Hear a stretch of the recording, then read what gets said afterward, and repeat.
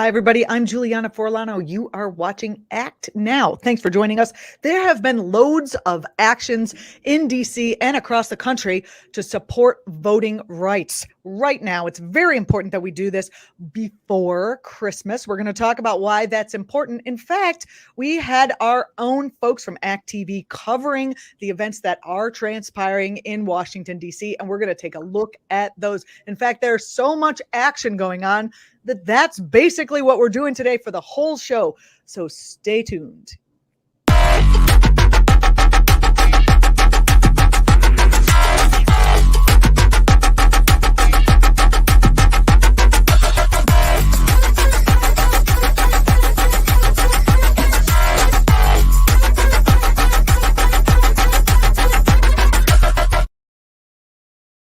Republicans may take control of the House next year, thanks largely to extreme gerrymandering by Republican state legislatures. Republicans in Congress are opposing the critical legislation that we need to combat discrimination in voting practices. As pressure grows for Democrats to pass two key voting rights bills, activists are holding the last in a series of protests at the White House. Nearly 100 people have been arrested since August, including Reverend Martin Luther King Jr.'s 13-year-old granddaughter, Yolanda King. We brought her to you on the week that she was actually speaking. So don't forget to look back in our shows and take a look at what she said. States are suppressing the vote across the South, where, of course, you'd expect it to be happening like that, but also in the Midwest, where you'd sort of expect it, but not 100%, and even the far West, which I thought along the coast was blue. Anyway, there is a way to stop this, and that is in reach. Congress has to pass the two federal voting rights bills that are on the table right now, the John Lewis bill and the Freedom to Vote Act, which, by the way, Joe Manchin was a partial author of. So we have the 51 votes. There's no Kirsten Sinema, Joe Manchin BS. Ben Jealous at the People for the American Way gave credit to Vice President Kamala Harris, saying that she's done her job in getting the consensus that we have now, the 51 votes, as president of the Senate. He and protesters are calling on President Joe Biden to do his job and call on the Senate to create a path for an up or down vote on these bills so we can stop this voter suppression now before that gerrymandering goes through and we can wave goodbye to our democracy in December. It is mid-November. This is not good. This is not a great timeline. So folks are out pressuring Biden. Ben Jealous says that the president understands the importance of stopping these bills, but, we haven't seen in him anything. We haven't seen him call on the Senate to get the job done. And Ben Jealous also points out that President Trump called on the Senate to create a whole carve out in the filibuster so that he could pack the Supreme Court with far right-wing justices. So let's go, Joe, right? We've been covering these actions at the Capitol for a couple of weeks. Here's a piece put together by act.tv's own Phil Jacobs, who is on the ground for many, many of these events. Walk strong, you gotta walk strong, and a walking song, and a walking song. When we're walking, The reason why I'm here is because we're not going back. We're not scaling back to another time, to another place that we need to focus on right now in the future. Our kids, our kids' kids, and I'm here for generations yet unborn. Today, we are, some of us, going to jail. That's right. Or going to be arrested. We plan to be arrested. the footsteps of John Lewis. Yeah. And today, my daughter, my wife, daughter, and I, and other young people are going to be arrested. Yeah. We got to make sure Yes, sir. Yes, sir. that we consistently do what John Lewis encouraged us to do. Teach, sir. Teach. He's talked about getting in good trouble. That's what we are standing here today saying. This is good trouble. And that was brought to you by our very own Phil Jacobs, who is on the scene with you many times. Jocelyn, thank you so much for joining me on the program. Jocelyn Macurdy Keatts of the act.tv and of this very show. Hi, it's nice to see you again. Nice to see you too, Juliana. It's been incredibly inspiring to watch the activists gather in front of the White House consistently over the fall. And it's a very powerful thing to witness. Reverend Dr. Martin Luther King's, not just his figurative descendants, but his literal descendants out here getting arrested for the same things that he fought for and ideally won.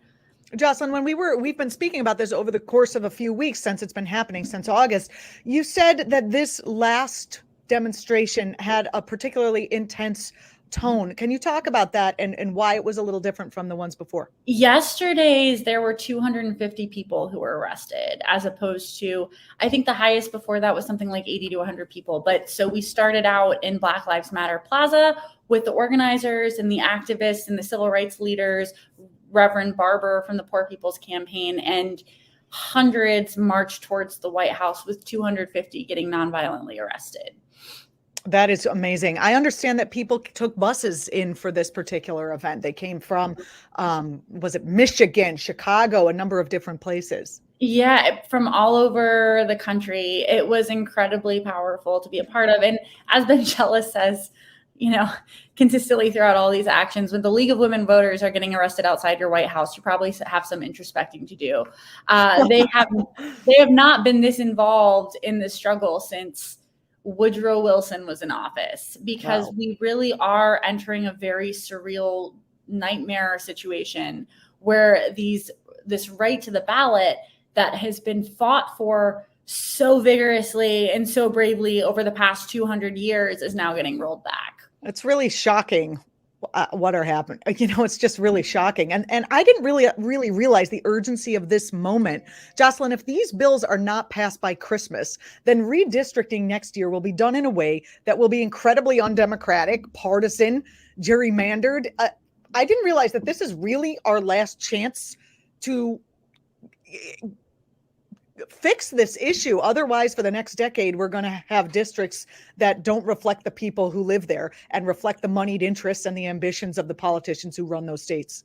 Well, and I think it's really important to understand the history of this country and this struggle in context. Something that Reverend Barber brought up a number of times yesterday is that poor white men only received the right to the ballot a couple decades before Black men did. So the progression is you have to be a property owning white man, then you can be a Black man, allegedly, right? I mean, Black voters have faced violence at the polls all throughout, and different points, but all throughout this period of Reconstruction and Jim Crow, sometimes physical violence, sometimes harassment and being threatened by their employers, sometimes degrading, intricate history tests that nobody in their right mind could pass. Like, who was the 3rd district court judge of that random county?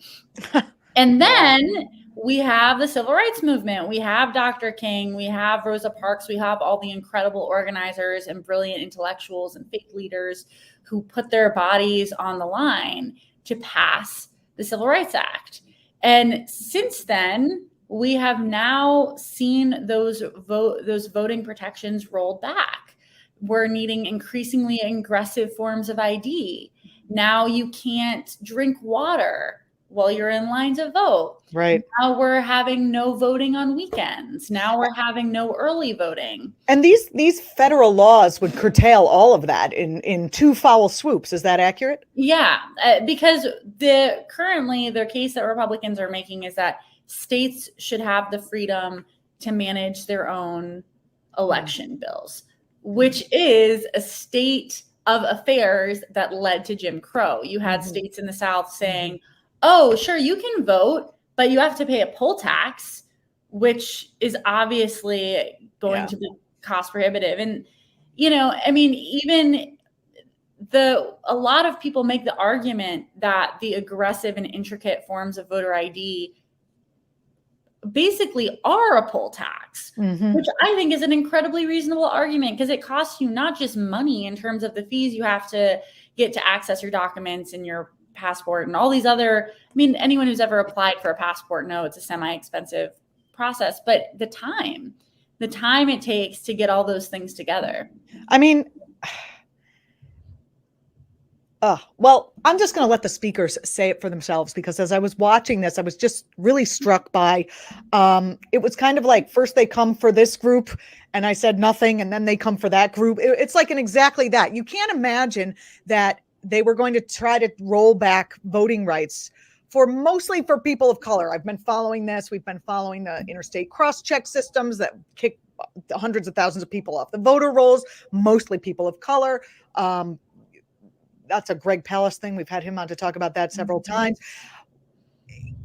And then as you were saying that thing about the League of Women Voters and women, being out in front of the Capitol protesting, it occurs to me like they might find a way to do this to other groups as well. They're not going to stop at Black voters. Well, and when you think about it, equitable childcare is a voting rights issue and vice versa, because when women first won the right to vote, something that was a fight that was done both by, feminists of all creeds and religions and communities. Black women started it, like with everything, but this was a different time for women, right? We now have an economy where almost all women work. So working women who don't get paid time off and who don't get the day off to go vote are relying on absentees, mail-in ballots, early voting, weekend voting. And the destruction of those systems and the destruction of that access is done intentionally. So only the very privileged and the very white will be able to vote. Absolutely. Absolutely. I mean, they would do it just outright if they could, but they have to do it kind of sneaky. We're going to close all the polling locations. So you have to stand in line for 18 hours in the heat often. And then we're not going to allow you to have water. It's overt, but not as overt as saying Blacks can't vote or Asians can't vote, or you know what I mean? But they're doing it. So let's listen to some of the folks who were at the event. There were two events taking place yesterday. People for the American Way and a bunch of other groups were getting together. And I have some clips of this for the Voting Rights Now movement. I have some clips. This is Reverend Dr. Rebecca Stitch. My name is Reverend Dr. Rebecca Stitch. All right. I'm the pastor of St. Peter's African Methodist Episcopal Zion Church, located in Cleveland, Ohio. Yeah. I came out here because I am sick and tired of being sick and tired. They knew what John Lewis has done. They knew how he had been beaten just because of the right to vote. But yet we got members sitting in Congress right now with deaf ears. Mark Meadows was his best friend, Republican. Mitch McConnell knew him. Grassley knew him. But yet they got deaf ears. I remember the civil rights movement. I remember what folk went through. And it's a shame that we've got to come here and do it all over again 50 years later. So I want you all to shout with your highest voices that we will vote. We will vote. We want our vote. We want our vote. We want our right to vote. We want our right to vote. Intense. Beautiful. Well, and the Republicans are engaged in a very psychologically motivated thing. It's like, oh, people can vote. Of course people can vote if you're super motivated. Right. Of course, we only want the super motivated to vote. Except for when you look at what they call motivation is really just access to resources. Mm-hmm. Polling places are not being shut down in wealthy neighborhoods. They're being shut down in communities of color. Which you make a good point about people who are really motivated. I think it bears saying that the nonprofit wing of the voting rights group that Stacey Abrams founded, the Fair Fight Action, I think it's called, reported they raised $51 million in 2020. That's tax records that just came out in the Atlanta Journal-Constitution. This is after Stacey Abrams lost to Brian Kemp after he whatever you call it, jerried with he fooled with the election results. That's pretty clear. Anyway, her PAC gave a lot of funding to Democrats to win the presidential and the U.S. state races down in Georgia, aided party voter programs across the country, and Biden won Georgia in 2020. And the party flipped both those Senate seats there in January 2021. And her groups are playing a major role in making that happen. So it's not, you know, when we're talking about people who are motivated, these are the people who are motivated. Well, and that's incredibly true. You know, I mean, it really is. It's funny because you hear people be cynical about progressives and activists, but for me, I think it's incredibly beautiful and impressive what people have been able to organize for and win. Obviously, we're not perfect. No one is. But when you really look at the powers against us and the things that progressive groups have been able to accomplish anyway, it's inspiring. Well, I do hope that's why people watch this show, because I feel like there's a lot of shows out there that just will say what everyone is doing wrong. And I also feel like it's psychological warfare is happening out there.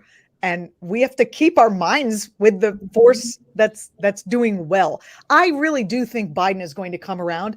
I think he's waiting till the last minute so that the grassroots can get out there and get really upset and get media coverage like what we're doing. This is my thoughts on why Biden hasn't moved yet. I think he is going to do something. I'm not sure, but I think so. So that's my take on it. Your thoughts? I hope so. He definitely is on the right side of this issue, which is why these groups are out there, because it's kind of perplexing. It's, you know, you have 400 voter suppression legislation bills introduced all over the country in Republican dominated state legislatures. And it's a terrifying thing to witness. Mm-hmm. We all have relied on absentee or early voting at some point in our lives. The idea of that being restricted is very scary, especially as we're just, you know, sort of maybe leaving this pandemic, and we'll probably have another one, unfortunately. That's the way public health crises tend to work. No, I'm not even done. People relied on absentee voting last year in a huge way. Yeah. Very interesting. So you mentioned Reverend William Barber speaking. He is obviously very important to this movement. I think he founded Souls to the Polls, which was a movement to get people in church to vote on Sunday as a block after the service. Moral Mondays he founded. He is part of the Poor People's Campaign. He is a really, you know, integral, important figure in Black political life and progressive political life at this moment. He was there, as you said. We do have a clip of him speaking, so let's take a listen. So thankful for the League of Women Voters and Virginia and Ben, my dear friend. From you know, at come points that the Spirit pulls the family together. And so on behalf of Reverend Dr. Liz Steele Harris, the Poor People's Campaign, the 43 coordinating committees, the partners, the 140 million poor and low wealth people in this country. I don't know if you know it, but in every battleground state, if just 20% of poor and low wealth people who have not voted would vote and be organized together, they could determine every election in this country. And that is the sleeping giant that they are literally afraid of. I wanted to come here today. I told Virginia I wrote something because I wanted to kind of make a teaching video that you can show anywhere, because folk need to really understand what's going on. And Mr. President, we want you to succeed and we will stand with you. But we need you to fight against the filibuster, because the filibuster is being used to fight against us and to bring down the democracy. We also need you to fight to invite us in to talk to you in the White House. You need to bring religious leaders and women activists and poor and low-wage people, the people you say you care about. You need them in the Oval Office. You've met with the senators. You've met with the corporate leaders. Now meet with us who make this country run.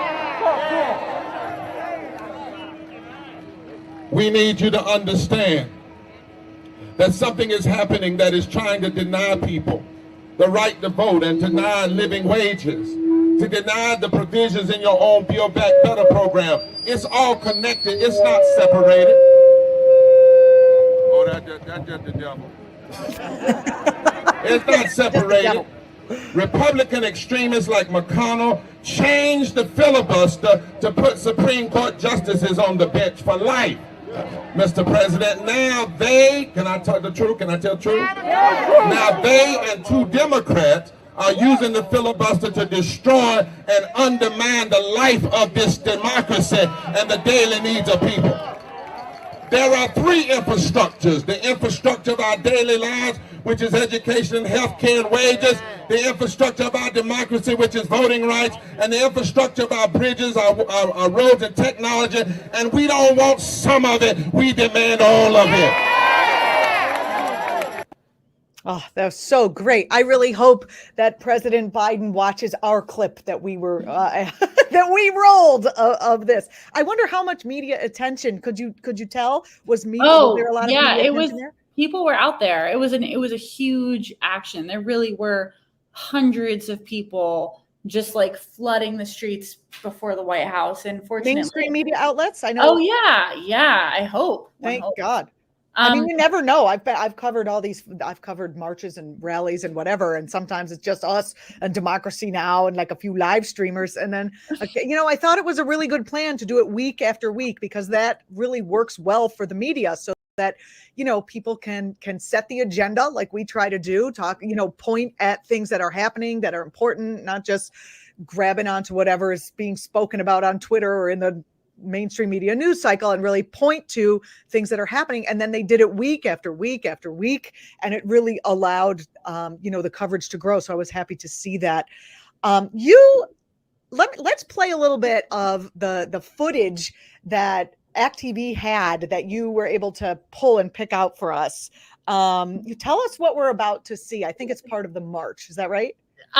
Yes. So the march from people, again, started on Black Lives Matter Plaza, right where Trump held the Bible up and we all got tear gassed. Well, he had his weird little anti-Black Lives Matter stunt and people gathered there clearly to make a statement. Look at that crowd. Matter, they're not going away, and marched directly towards the White House. That's beautiful. It was just a very stirring moment to watch. That's really beautiful. I know. We also have, I don't know, is there sound on that, Giancarlo? Giancarlo, our intrepid producer in the background, making things look good and happen. We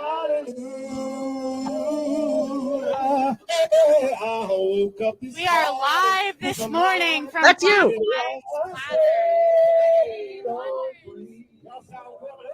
It is a beautiful morning. As you can see, the march is being led by Reverend Barber from the Poor People's Campaign.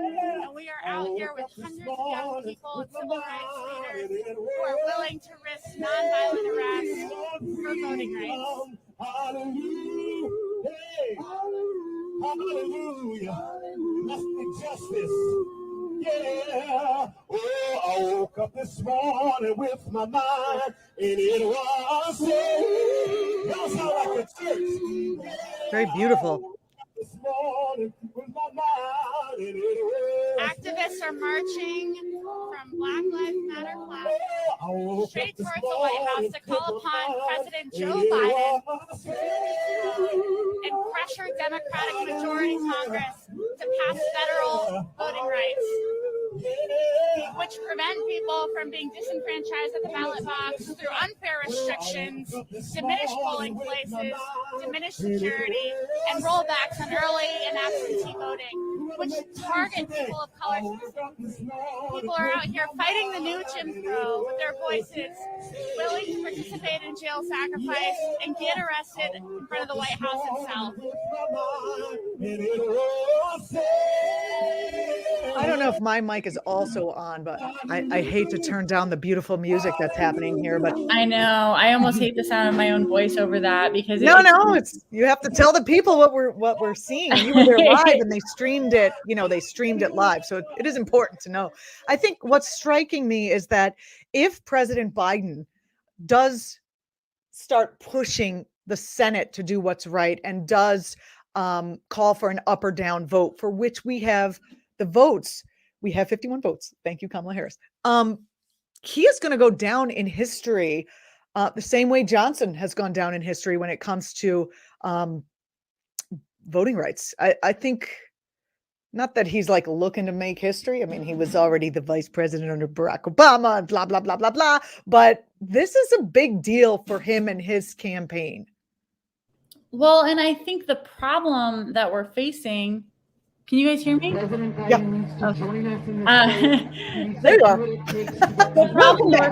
And this is why I am so proud of the People for the American Way and everybody who was involved. League of Women Voters, Black Voters Matter, Black Lives Matter, Poor People Campaign, everybody. Because it is, again, this is a more counterintuitive problem that if you're not in the disenfranchised communities may not be as obvious to you, or maybe even if you are, maybe it's like, oh, they just closed down that polling place. What a weird coincidence. No, it's not a weird coincidence. It's an orchestrated campaign that is happening at a national level. Well, you pulled another clip of a speaker that you found particularly powerful. What are we about to see? So this was one of the many civil rights leaders who, I think she'd been there a couple times, but I just thought she explained things pretty well for people who maybe weren't at the White House yesterday. Right. Okay, let's take a listen.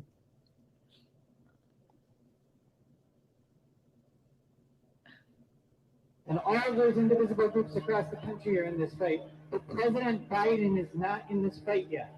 President Biden needs to join us in this fight. He needs to do what it takes to get these bills passed, to get the Freedom to Vote Act passed, and that means getting rid of the filibuster. That means pushing Democrats in the Senate to get this done.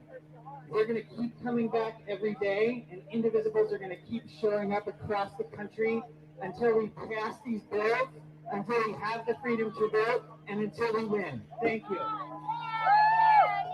Thank you, Matt. And next we have Wanda Mosley from Black Voters Matter. Wanda?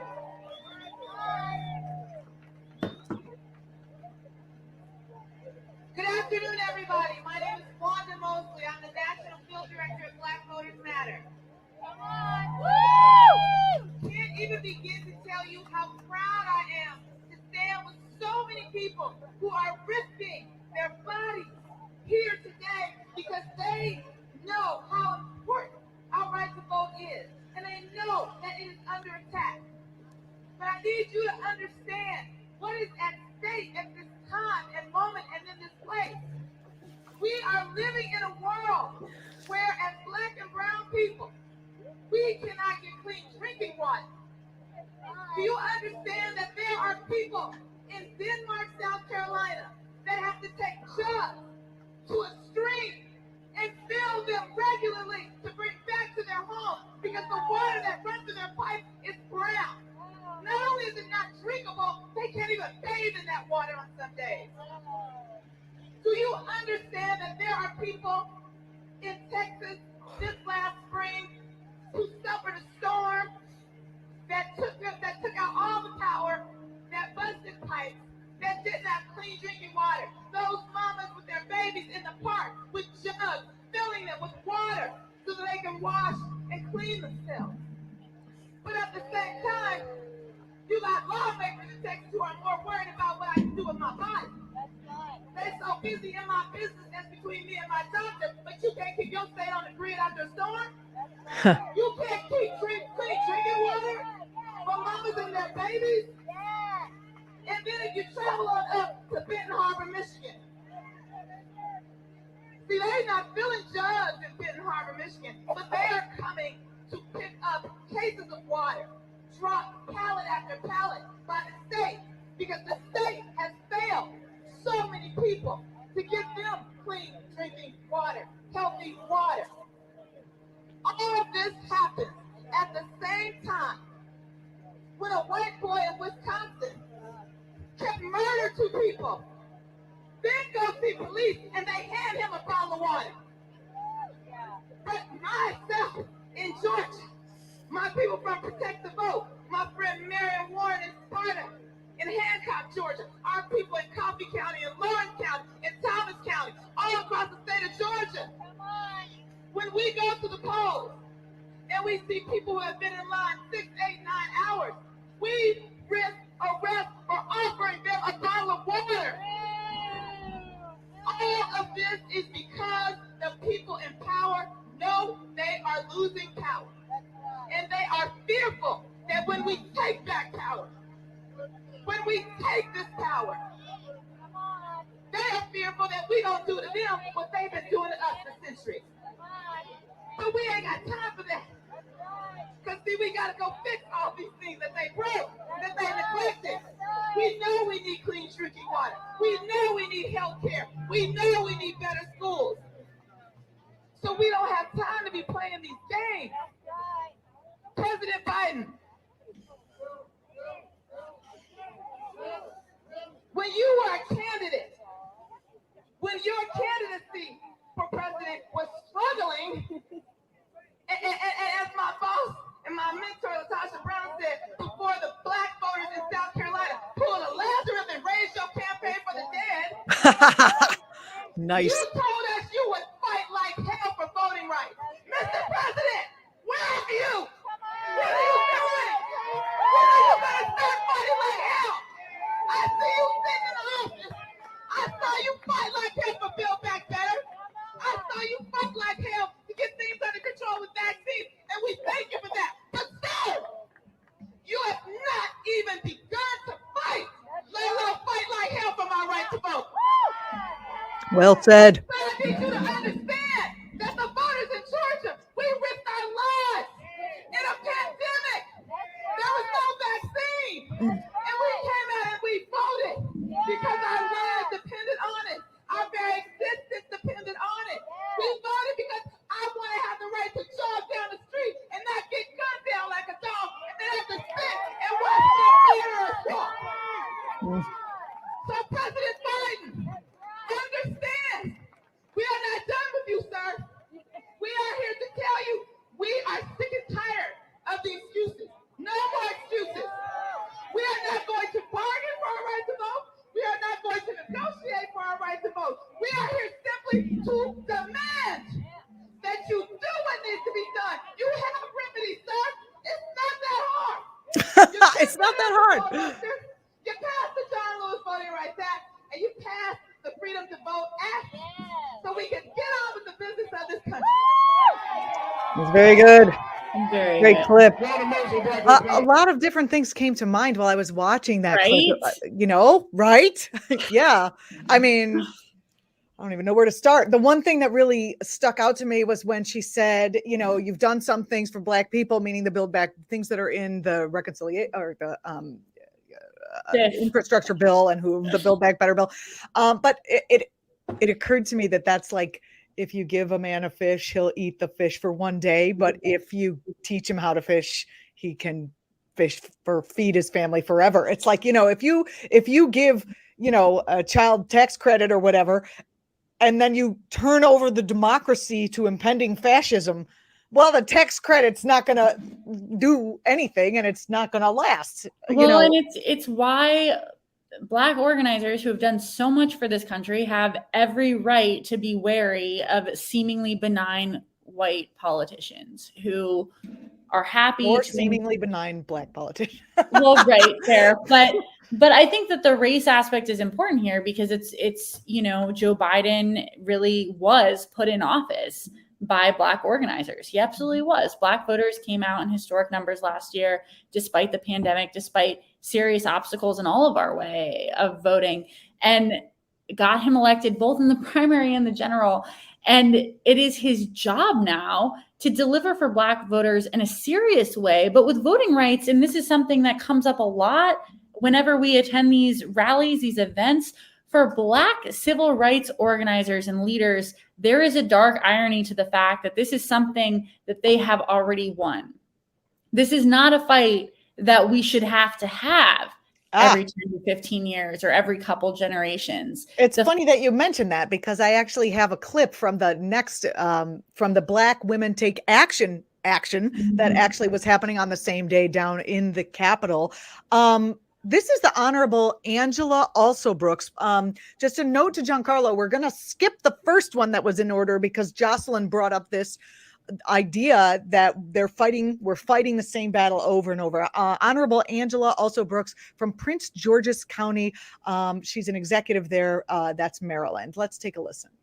A little frustrated to be here. As I was driving over today, I was saying to myself, well, we're asking for something that belongs to us. If you can imagine how frustrating it is and how angry you feel when something that has already been purchased. We're talking about freedoms that have already been earned for us. We think about John Lewis and the blood that he shed that he was beaten to a pulp. We talk about Dorothy Irene Height. And so I'm not standing here today asking for something that doesn't already belong to us. We're asking for something that is already, that battle has been fought for so many years, for over a century. We've been fighting the same battle over and over again. And like Cora said, she's right about it. We don't even know why we're still here asking for something we already purchased. It's kind of like going to a store with hard-earned money, money you knew you earned. You bought something, got home, you looked in the bag and said, where is it? And that's how we feel today. We're asking that question again, where is it? And why must we continue to demand to have something that our foreparents fought hard, died over, suffered? And so we're standing on good ground today and on good authority. And so I feel comforted walking with my sisters today to ask Congress to do the right thing. They already know what it is. Jocelyn, give me some clarity about the two different events happening on the same day in the same space. What was that? So they actually were a day apart. Oh, good. So the Black Women Roundtable with a number of other organizations, Black women and Black men and all kinds of, but we met up at the Black Women Roundtable and heard from a number of Black women civil rights leaders, marched past the Capitol to the Supreme Court, where we heard from more civil rights leaders, because the reality is that almost everything that's good about America has been won by Black women, including women's suffrage, which Black women were organizing for the right to vote long before white women were. Go figure. But it's something that is, this whole thing has been very sinister to watch play out, because again, this is the demographic that almost single-handedly put Joe Biden over the edge. So let's take a look. I saw this video of the marching from that event, which was really, really moving. Let's take a look. You can turn the sound up.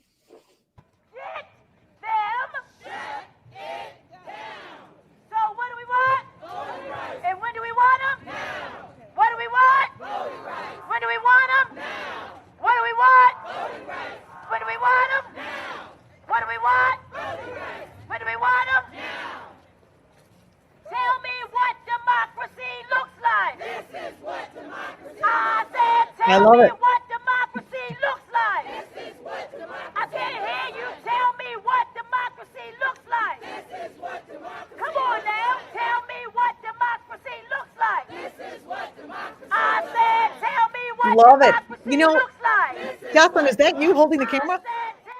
No, that would be Will. That would be Will. This is the interesting thing.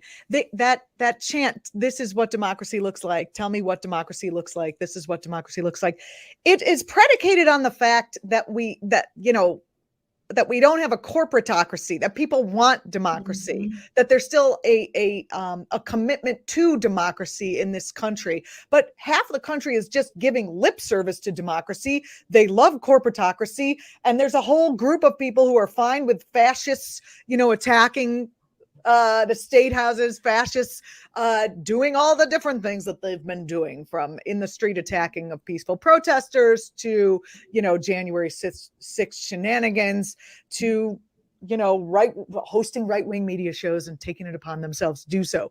I don't, you know what I mean? I don't know if this is what democracy looks like is an applicable chant against fascism, because that's what we're fighting here. Are we not? Well, and it is something that gets more and more harrowing the more we think about it. I think people don't really understand that, or actually we do understand, people understand, but Republican legislators don't understand that it is incredibly obvious to us. If you need a certain amount of income to be safe, if you need a certain amount of income to have a regular free and clear line to the ballot box, then that is not a free country by any stretch of the imagination. And that is why everything on the progressive agenda, if you even want to call it the progressive agenda, is widely popular with the American public.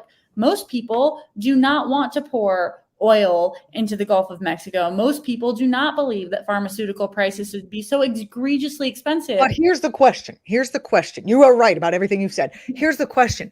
What power structure is going to get behind this movement? Do you believe, I'm not sure if the voting bloc angle of the, African American women plus African American men who voted for Democrats, at least over the last, several decades.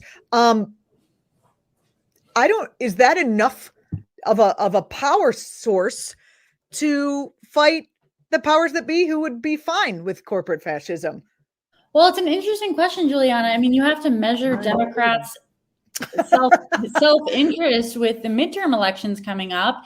And this is where it does get bizarre, because when we're talking about Democrats, we're not talking about Democratic voters. We're talking about Democratic leaders in Congress who are insulated from a lot of these problems. The one thing they're not insulated from is re-election, and they do still ultimately need their constituents. Something else that comes up at these rallies a lot, people say, you know what, we're sick of politicians only pretending to care about us when they need our 4 years. Right. Exactly. Exactly. Interesting. Very interesting. We have a bunch of other clips that were super powerful. This is Congresswoman Shontel Brown from Ohio, the 11th district in Ohio. She was talking about the vote being the great equalizer. Let's take a listen. Vote is the greatest equalizer of power in our country. Whether you are black, wait, you got to go white, back. I think it was. Gay I think you started or straight, rich or poor, male or female, from GED to PhD, we all get one vote. So if we don't use our vote, we will find ourselves turning back, going back, reversing the hands of time. And that's what we're seeing before us right now. So it is so critically important that we use that vote in every single election. It cannot just be the presidential election. It cannot just be your gubernatorial elections. We have to vote in our local elections for our city folks, for our school board folks, because they are the ones that impact our everyday lives. And it's the local government, the states, that are putting forth legislation to suppress the vote so much now that's making it harder for us to get the vote, because they know what? That is the greatest equalizer. People don't try to take things away from you unless they have value. And so because of that, it is so critical that we at Congress move this legislation forward. And I am committed, I am fully committed to doing the work to deliver results. That's what the people of Ohio's 11th Congressional District elected me to do, and that is what I intend to do. So we got phase 1, part 1 of the Build Back Better legislation passed, and we hope to be able to deliver part 2 this week.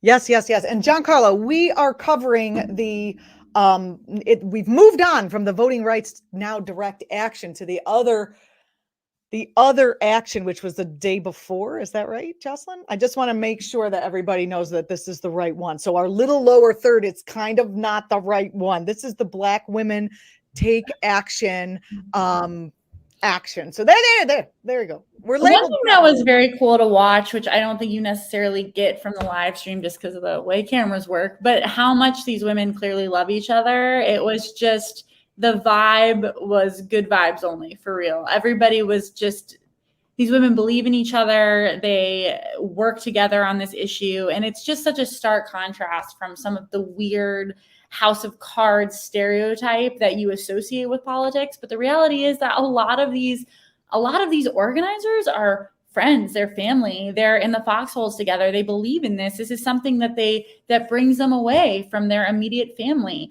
because they are doing work they believe to be spiritually and eternally pressing. It's not something, these aren't like paid consultants that are like, hey, everyone, we think you should be able to vote. No, these are people who believe in the cause they're fighting for and believe in each other. And that's why it's so powerful, I would add. That's why it's so powerful. And that's why the powers that be tend to try to suppress it so aggressively, because it's almost like they don't want us to know what a loving, supportive, everybody in it for each other society actually feels like. Not just looks like, but feels like. And again, that's what we try to do through these intertubes, to bring it, we're trying to bring that vibe across the airwaves so people can tap into it and see that it's out there, and maybe, you know, do more than watch, which is ActTV's call letters. Janice Mathis from the Greenville, South Carolina.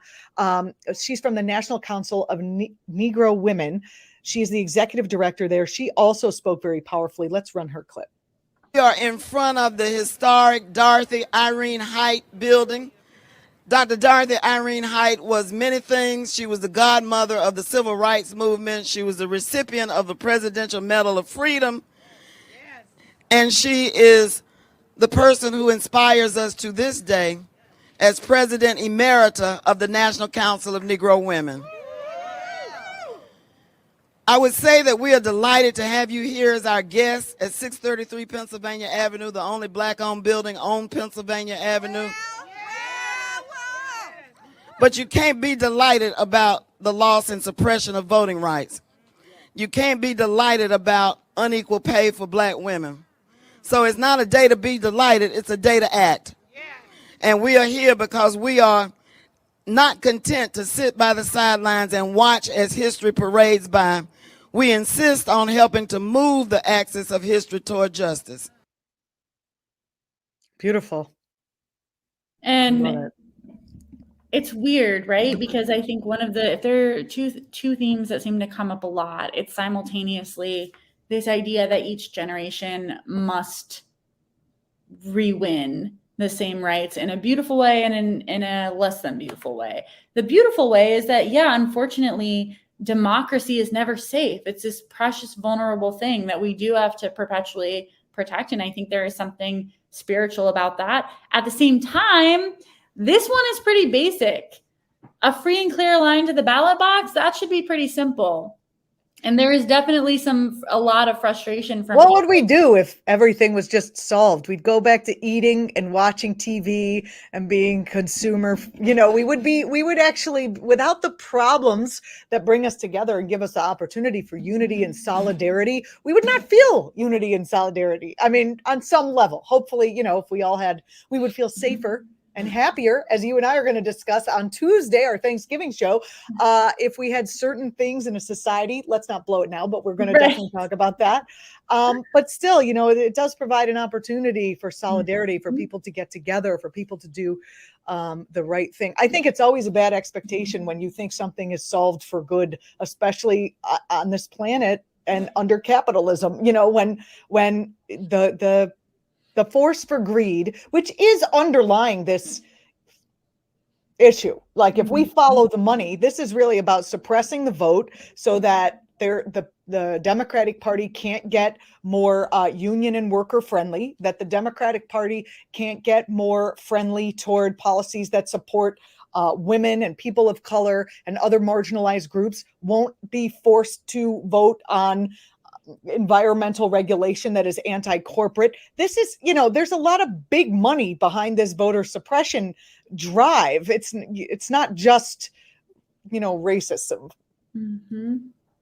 Yeah, no, I think you're right. And it's another thing that you and I have discussed. Ironically, a lot of advancements for a lot of marginalized communities have been made through capitalism, which is not an argument for capitalism, to be clear, but a really great example. It's so stereotypical now, it's a meme, the way that corporations have adopted very pro-gay pride things when June rolls around, right? Mm-hmm. They realized, oh, the gay community in America is actually has big purchasing power. The same thing has happened with the Black community at various times in history. Oh, Black consumers are consumers too. Maybe we should get more friendly to Black people. But like, that's not an argument for the capitalist market doing good things. It's an argument for, until we place a certain amount of dignity and safety at the center of who we are as a society and who we are as a public sphere, everything is always going to have to be up for grabs at all times. Yeah. Which is a very stressful world to live in. Yeah, I think it's good when people get voting, you know, block money power, and they can make their voices heard on the market to push their agenda. But it's also, there is something, I wouldn't say people shouldn't have money or whatever, but there is something that could could drive people into complacency and to think like, well, I guess we can all, we don't need these people to really vote because look, everybody can get, I don't know, shoes. Like, everybody can get this, that. There's no one saying you can't enter this restaurant anymore. So because because the market has decided that you're a valuable source for money, then I guess we don't need to, have it just be legislated that way. It's like free market capitalism ain't gonna do it. Well, and people shouldn't have to be profitable in order to be respected. Thank you. Well said. Jocelyn Macurdy Keatts of act.tv. Clip that, whoever's clipping these, and put this on the Twitters. Our last clip that we have for you is Melanie Campbell, president and the CEO of the National Coalition on Black Civic Participation. She is the convener of the Black Women's Roundtable and is recognized as one of the hardest working servant leaders in today's civil rights, women's rights, and social justice movements. Here she is. We're here today, Black women and allies, for our voting rights and economic justice freedom walk. Yes. And the thing about Janice, Dr. Height, I think she'd be smiling and thanking you for keeping, you and Dr. Cole, for keeping the fire burning here, because we know not too far away from where we stand was one of the largest slave trading locations in the nation. So we're on holy ground. And so what better place to be to do this, what we're trying to do here, what we are doing here, and that's holding it down. To be the only building between the White House and the U.S. Capitol, Dr. Height educated us on and reminded us of often, owned by an African American, owned by a Black woman. So we're here today to keep the fires burning until we win. Our voting rights are protected by passing the John Lewis Voting Rights Restoration Act, to pass the Freedom to Vote Act, but it's also about making sure our people have the resources. So it's also about economic justice. We helped pass that, get that $1.2 trillion package done, infrastructure bill. We did that. You did that. Those are watching. Those who voted in 2020 did that. Be clear. People want to say, oh, that's not going to help our community. Oh, yeah. Oh, yeah. We have to make sure that. We've been watching coverage of the voting rights actions that have been happening in DC. The first one was the the Voting Rights Now movement that's been happening. That was the last one in several weeks, or they had a bunch of them every week. Jocelyn, what's happening now with the movement now that they're not going to be on the Capitol every week? Well, so I think they're going to figure that out, and we will almost certainly hear from them. Ben Jealous said, we're going to wait and see what the president does. We're going to wait and see what the Senate does for a bit and then go from there. But yesterday really was just this huge, big, beautiful turnout of, again, 250 people. The other action, which was a day before, is the Black Women Take Action, and we brought the clips from there. Thank you so much, Jocelyn, for being with us on this program. I love having you. It's great to know that you're down there getting the live coverage, and that you'll be back here to give us some context on what's going on people who haven't given up, on people who are still striving, pushing, and you have to have a little bit of hope in order to do that. So it's great to keep that hope alive here on this program. Absolutely. Thank you so much. Have a great weekend, Jocelyn. We'll see you on Tuesday for our Thanksgiving show. I'll see you guys soon. Bye. Bye-bye. You're watching ACT TV. I hope you enjoyed our coverage. There was a lot going on, and we were supposed to have Ryan Grimm on today. Something happened, and he'll be with us after Thanksgiving, so that should be fun. Coming up on Tuesday's program, if all goes well, because, stuff, David Nywert's coming on to talk about Christian fascism, which I thought would be perfect for a holiday show, as you maybe go home and sit down across the table from someone who feels the way David is going to talk about on the show. Okay. And then we have Jocelyn coming back because she and I are going to have a discussion about some writings that we both read that talked about, in some of our areas of expertise, that talked about what is it in a society that is proven to make people happier and that therefore saner and therefore better able to make better decisions. It certainly isn't constant fear mongering. That's not on the list. Anyway, join us for that 2:00 Tuesday. We are 2:00 Tuesdays and Thursdays every week. Thanks so much for joining us. We'll see you next time.